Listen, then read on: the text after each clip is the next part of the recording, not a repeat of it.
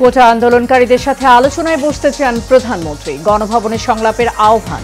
আটক শিক্ষার্থীদের মুক্তি দেওয়ার নির্দেশ। সরকার পদত্যাগের এক দফা দাবি বৈষম্য বিরোধী ছাত্র আন্দোলনের শীর্ষ নেতৃত্বের। আজও দেশজুড়ে বিক্ষিপ্ত সংঘর্ষে আহত অনেকেই। এবং শিক্ষার্থীদের উপর ভর করে সরকার উচ্ছেদের ষড়যন্ত্র চলছে, দাবি ওবায়দুল কাদেরের। শিক্ষার্থীদের সব ধরনের সহযোগিতার ঘোষণা মির্জা ফখরুলের।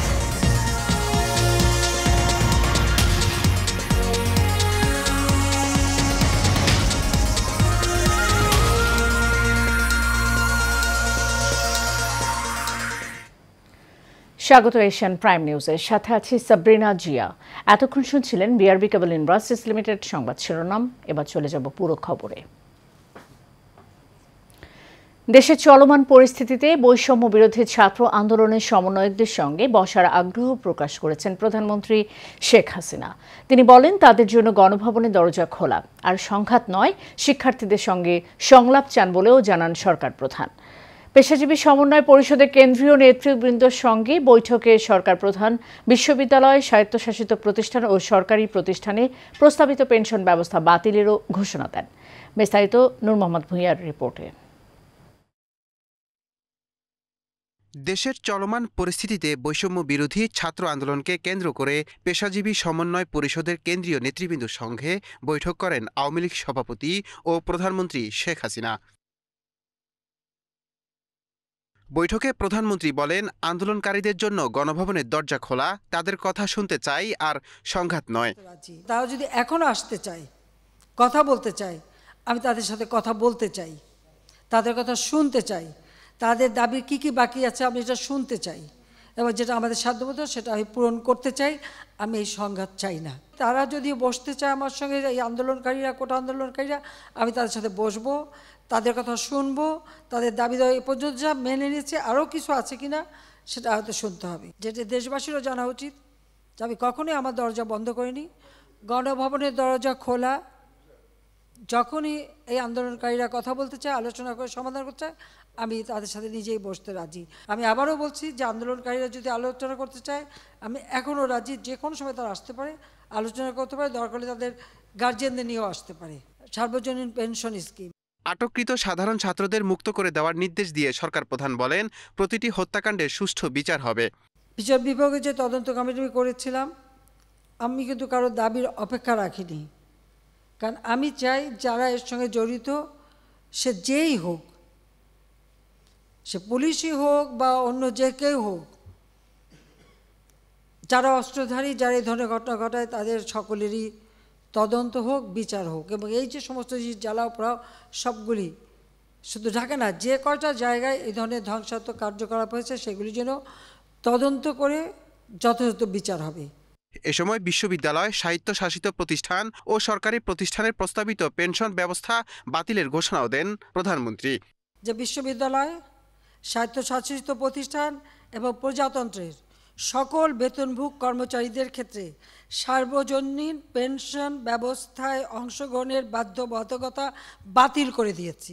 নূর মোহাম্মদ ভূঁইয়া, এশিয়ান টেলিভিশন, ঢাকা। এদিকে সরকার পদত্যাগের এক দফা দাবি ঘোষণা করেছে বৈষম্য বিরোধী ছাত্র আন্দোলন। কোটা সংস্কার আন্দোলনে নেতৃত্ব দেওয়ার সংগঠনটির অন্যতম সমন্বয়ক মোহাম্মদ নাহিদ ইসলাম ঢাকা কেন্দ্রীয় শহীদ মিনারে এই ঘোষণা দেন। বিকেলে শহীদ মিনারে সমবেত ছাত্র জনতার উদ্দেশ্যে বক্তব্য দেন সমন্বয়ক নাহিদ। তিনি সরকার পদত্যাগ না করা পর্যন্ত দেশবাসীকে অসহযোগ আন্দোলনে যোগ দেওয়ার আহ্বান জানান।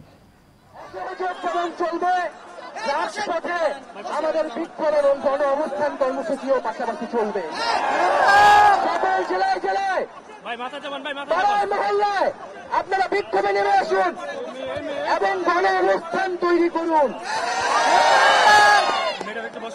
এবং আমরা অতি শীঘ্রই মার্চ টু ঢাকা ঘোষণা করব।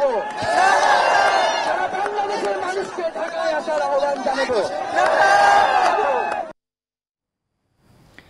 9 দফা দাবি নিয়ে বৃষ্টি উপেক্ষা করে গণপথযাত্রা ও বিক্ষোভ সমাবেশ করেছে বৈষম্য বিরোধী ছাত্র আন্দোলন। এতে শিক্ষার্থীদের পাশাপাশি শিক্ষক, অভিভাবক ও তাদের স্বজনরাও যুক্ত হয়েছেন।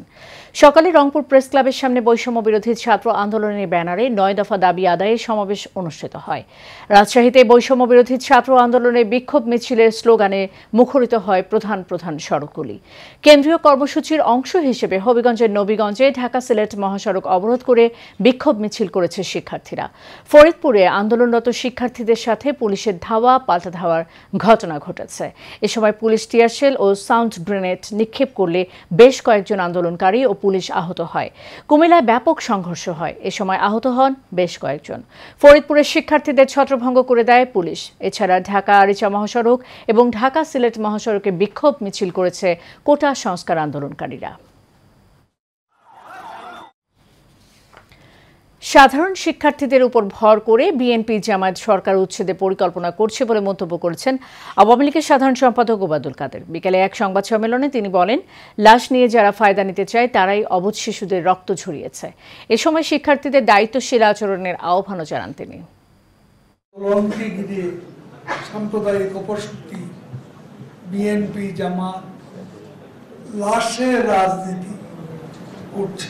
শিক্ষার্থীদের আন্দোলন বেহাত হয়ে গেছে। যারা বাংলাদেশকে অকার্যকর রাষ্ট্র পরিণত করতে এবং দেশকে খাদের কিনারায় নিয়ে যেতে চায়।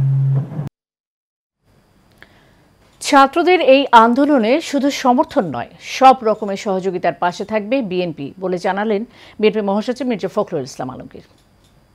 দুপুরে বনানী বিএনপি স্থায়ী কমিটির সদস্য আমির খসরু মাহমুদ চৌধুরীর বাসায় তার স্ত্রীর শারীরিক অবস্থা দেখে তিনি এসব কথা বলেন। মির্জা ফখরুল আরও বলেন, দেশে একটি গণজাগরণ শুরু হয়ে গেছে। ছাত্রদের বৈষম্য বিরোধী আন্দোলনে দেশের সমস্ত জনগণ একসঙ্গে যোগ দিয়েছে। তরুণদের এই জাগরণ পরাজিত হওয়ার কোনো সুযোগ নেই উল্লেখ করে দলের নেতাকর্মীদেরকে এই আন্দোলনে সব ধরনের সহযোগিতা করার আহ্বান জানান ফখরুল। আমি বলবো যে একটা গণজাগরণ শুরু হয়ে গেছে।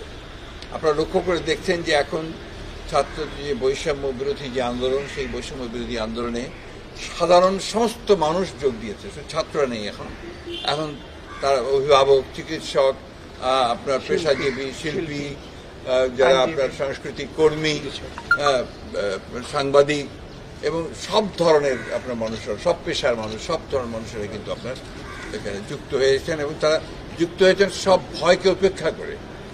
এটাই হচ্ছে এইবারকার এই আন্দোলনের সবচেয়ে বড় যে দিকটা আমি লক্ষ্য করছি, যে মানুষের যে অন্যায়ের বিরুদ্ধে যে তারা জেগে উঠেছেন, যে জাগরণ তাদের সৃষ্টি হয়েছে।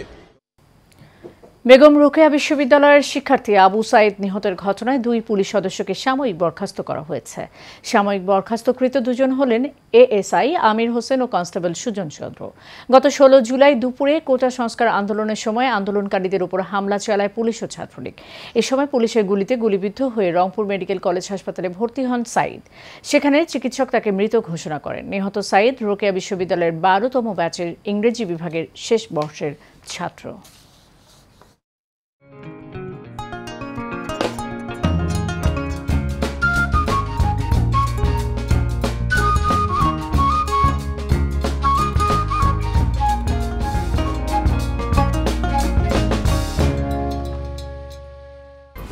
HM Expert B500 CWR স্বাধীনতার সুবর্ণ জয়ন্তীতে নতুন বাংলাদেশ গড়ার প্রত্যয়। HM Steel B500 CWR।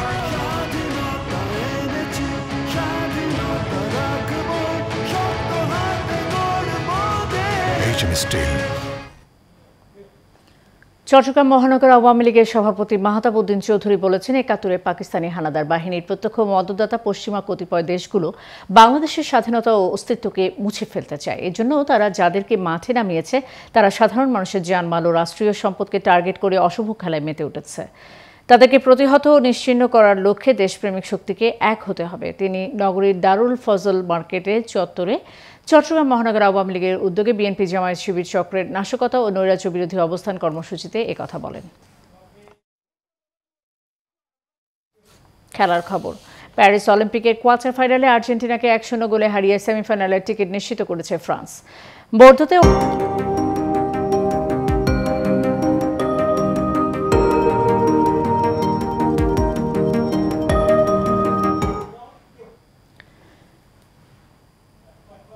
গত বছর জুড়ে রাজধানী সহ সারা দেশে ছিল ডেঙ্গু রোগের অপ্রতিরোধ্য আগ্রাসন, কিন্তু 2023 সালের এই সময়ের তুলনায় চলতি বছরে ডেঙ্গুতে মৃত্যুর হার এবং হাসপাতালে ভর্তি দ্বিগুণেরও বেশি।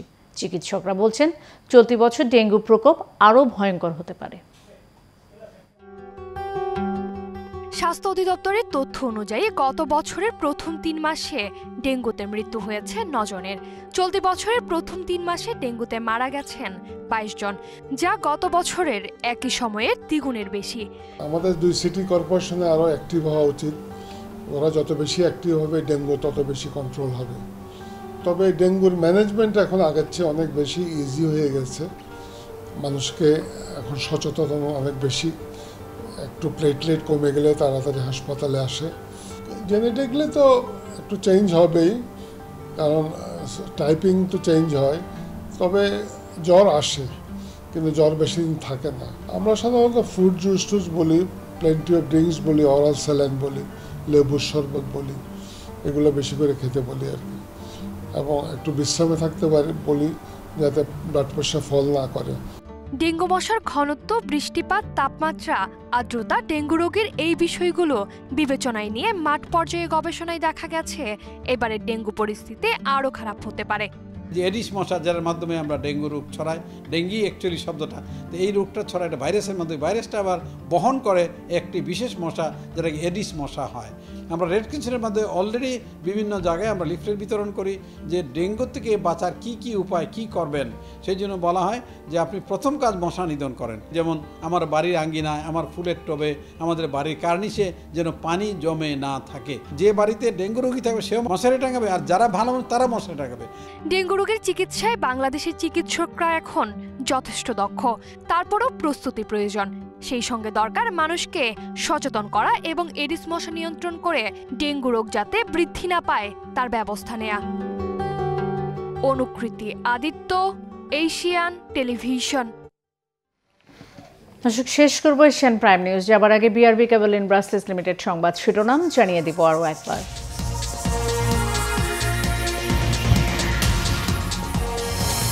কোটা আন্দোলনকারীদের সাথে আলোচনায় বসতে চান প্রধানমন্ত্রী। গণভবনে সংলাপের আহ্বান, আটক শিক্ষার্থীদের মুক্তি দেওয়ার নির্দেশ। সরকার পদত্যাগের এক দফা দাবি বৈষম্য বিরোধী ছাত্র আন্দোলনের শীর্ষ নেতৃত্বের। আজও দেশ জুড়ে বিক্ষোভ, বিক্ষিপ্ত সংঘর্ষে আহত অনেকেই। এবং শিক্ষার্থীদের উপর ভর করে সরকার উচ্ছেদের ষড়যন্ত্র চলছে দাবি ওবায়দুল কাদেরের। শিক্ষার্থীদের সব ধরনের সহযোগিতার ঘোষণা মির্জা ফখরুলের। এশিয়ান প্রাইম নিউজ এ পর্যন্তই। পরের সংবাদ দেখার আমন্ত্রণ রইল। ধন্যবাদ সাথে থাকার জন্য।